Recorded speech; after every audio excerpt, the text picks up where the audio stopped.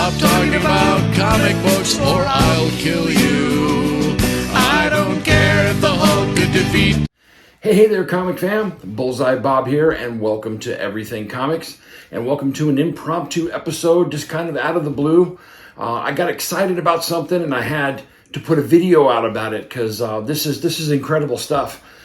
So first of all, if you're new to the channel, do me a favor, go ahead and hit the subscribe button if you like what I'm putting out, or give this video a like. I really appreciate it. It does help the channel out. And guys, there is something that happened this last week.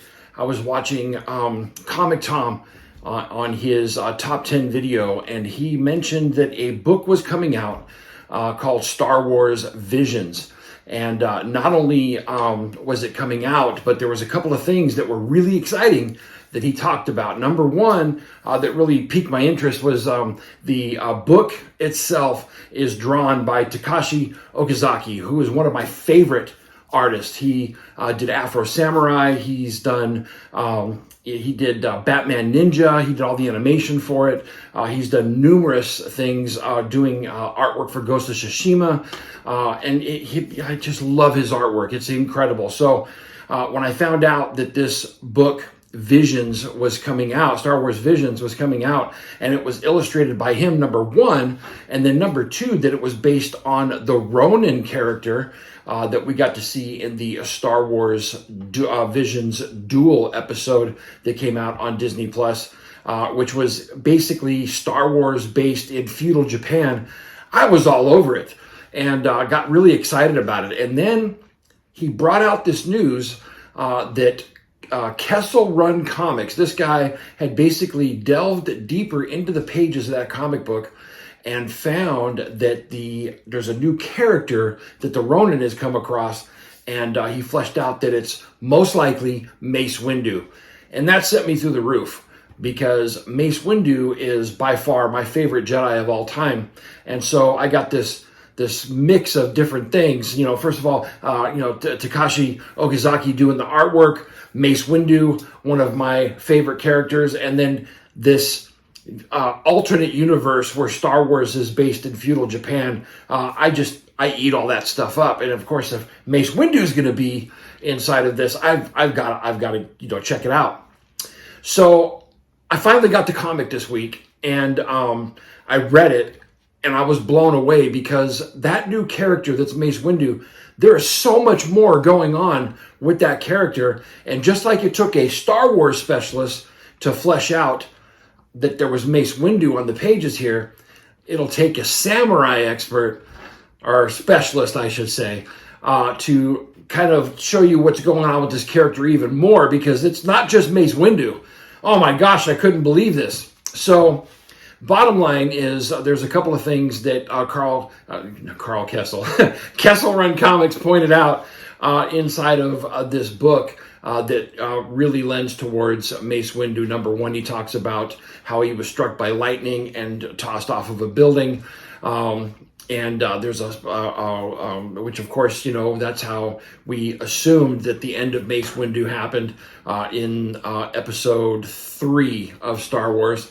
And then he has the line inside of the book on the page where he says, "This party's over," which is exactly his line when we first saw him in episode 2 at that great end scene that he was in. And so there's a lot of things going on there. And then, of course, this is a black and white comic, and the only time that there's color on the page is when you see lights, like on droids, and then when lightsabers come out. And when you see the lightsaber pop on this new character, it's purple, and the only character in the Star Wars universe so far that we've seen that has a purple lightsaber is Mace Windu. So great job, Kessel Run Comics, for fleshing out that information and pointing out these different things inside of the book, because man, it's him. There's no way.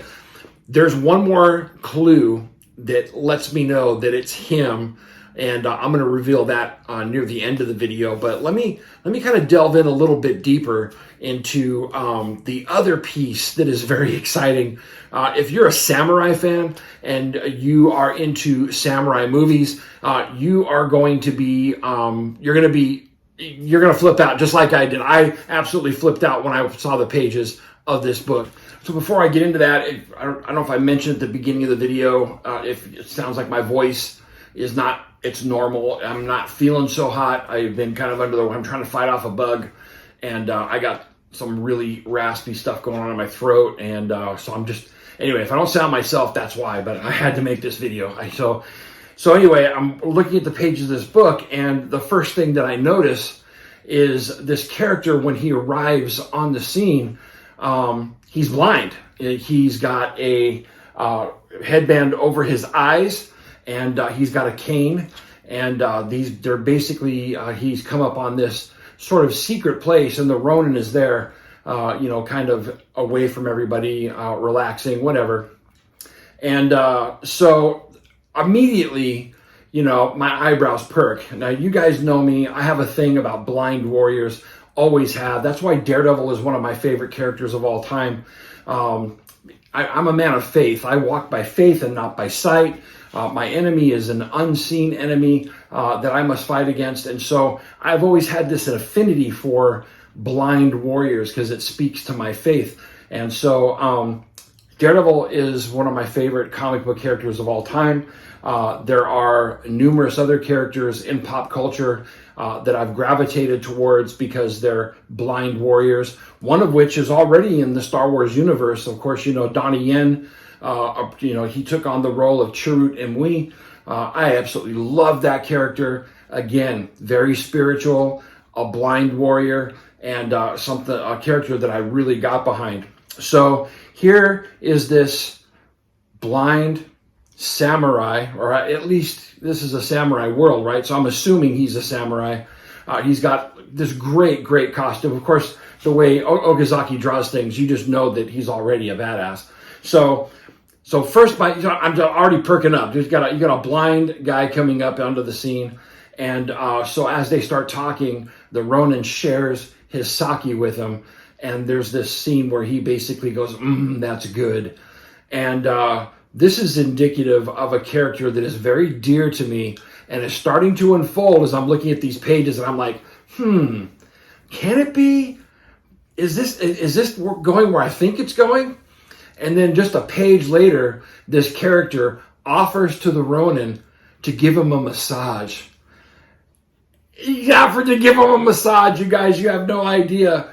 As soon as I saw that, I was like, he's going to do it. He's going to meld this character, Mace Windu, with one of my other favorite characters of all time. And this character just offered to give him a massage, even at a discounted price. You guys, one of my favorite samurai characters of all time is Zatoichi. And Zatoichi wanders the country of Japan. He's blind. He's not a Ronin, but he's a Yakuza. And he loves to gamble. He loves sake. And he's a complete badass with the sword.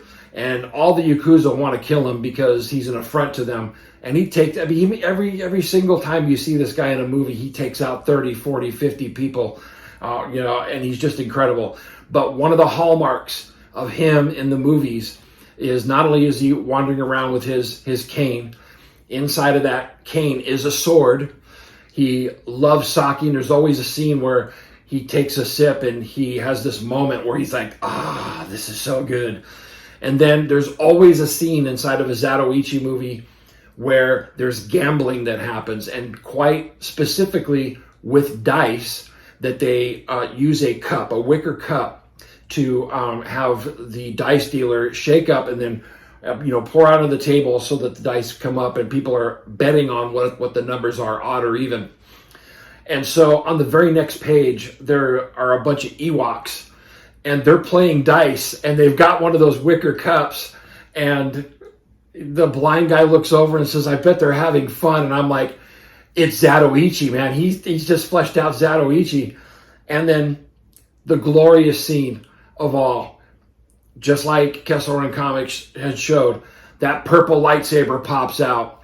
And not only did it pop out, but it came out of the cane. So this is a cane sword, just like Zatoichi has. And not only that, but if you look at the page, He's holding the sword with the blade coming down from the bottom of his hand, not from the top like you would see a normal Jedi use, but from the bottom.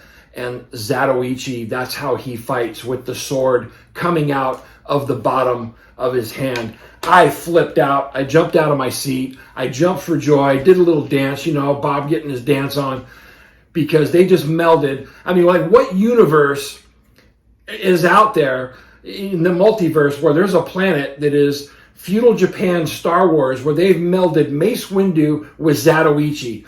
That's like my dream come true, and it's there on the pages for me. If you guys don't know about Zatoichi, he's one of the most successful franchises in Japanese movie history. I have the box set right here of every Zatoichi movie. After the first movie came out in 1962, there were 26 sequels to the first movie, and they're all gems. I've loved this character. I've watched every movie multiple times. I love this box set. It's got art from Bill Sienkiewicz in here, and a multitude of other artists. And to have, Takashi Okazaki actually use him inside of this book, melding him with Mace Windu, man, I was blown away. So it's not just Mace Windu, it's also Zatoichi. And if you guys have been looking at my Instagram page, there's a place in the new Bob Cave on my wall. It's right over there, where I've got 2 pictures that have been done by Okazaki for that they did for Ghost of Tsushima, and then juxtaposed with them are 2 movie posters of Zatoichi. So I got them all right there. You'll see it on the screen here. I love his artwork. I've loved Zatoichi ever since I was a kid.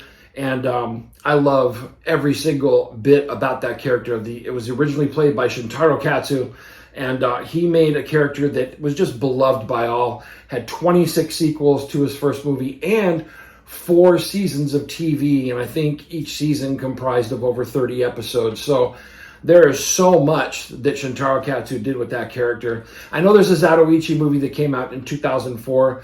You can get that. It doesn't pay any real tribute to who Zatoichi was as portrayed by Shintaro Katsu. That actor that played him, you could have had any actor play it. I mean, he really didn't bring anything to the table. But it is kind of an artsy movie, so it did get a lot of awards.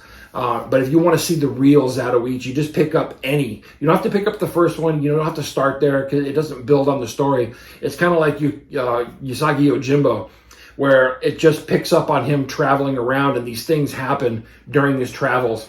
And a beloved character, and like I said, every single one of those movies is a gem. I love them. I love the character. And if you want to see the real Zatoichi, just pick up any of those 26 movies, give it a watch, and let me know what you thought, because I know that you're going to love it. So there you go. This Star Wars Visions, I know people are specking on it, but I don't care. This movie was like raised to a level above like most comic books that'll come out, because they've brought together most of my favorite things, a lot of my favorite things. My favorite character in Star Wars, one of my favorite characters in Japanese or samurai pop culture, and then one of my favorite artists of all time. And then here's the kicker. I know Kessel Run Comics fleshed out that this is Mace Windu, and one of the things that he was talking about is people saying, no, it can't be Mace Windu because of the hair. If you look at that hair, it's the same hair that the character Ninja has inside of Afro Samurai, which was voiced by Samuel L. Jackson. So that's another homage and piece that's bringing it together and kind of hinting to you that this is Mace Windu, but it's also Zatoichi, and I can't wait. I hope they do more with this character. I know that there's a novel. I have the novel for Ronin, and I haven't read it yet, but now I'm going to, because I'm wondering if that character is in there. And if he's not, that's okay. But I sure hope that we get to see more of Ronin and more of this Mace Windu / Zatoichi character, because it's in my wheelhouse, and I was so excited. So I don't know, Kessel Run Comics basically said that, not many people were talking about this inside of the book, that it's Mace Windu. Well, I know hardly anybody's talking about the fact that this was Zatoichi, and they should be, because, again, he is one of the greatest characters in samurai pop culture, And I am just absolutely just shocked that it's in this book. The way I just on the page, it was like it was written for me. And so anyway, I got so excited. I wanted to point that out. Hope you guys enjoyed that. I'll be putting out some more content here pretty soon. I've got a huge haul from a local comic shop here in Portland called The Fallout. And I'd like to kind of highlight that and highlight that particular shop and let you know what they do, because they do auctions online as well, and you guys may be able to benefit from that. But also, day after tomorrow, hopefully I'm feeling better and I sound better, because Bueller and I are going to be filming the coffee and comics video for Monday morning, so we can't wait for that. Definitely go check out Bueller's preview video. He gives you what the topic is, and it's basically, are there any questions about, comics or the comic community or anything like that that you want us to answer? Like, you give us the topic is basically what it is. And so go leave a comment on his video if you got something that you'd like to be brought up. And who knows, maybe we'll use your comment to drive our conversation. But that's it. Thank you guys for watching the video. Again, if this is your first time, you like what I was just talking about, do me a favor and hit that subscribe button. If you like the content I'm putting out, hit that like button as well. I'd really appreciate it. But as you guys know, always support your local comic shop, and Excelsior. We'll see you later, folks. Bye-bye.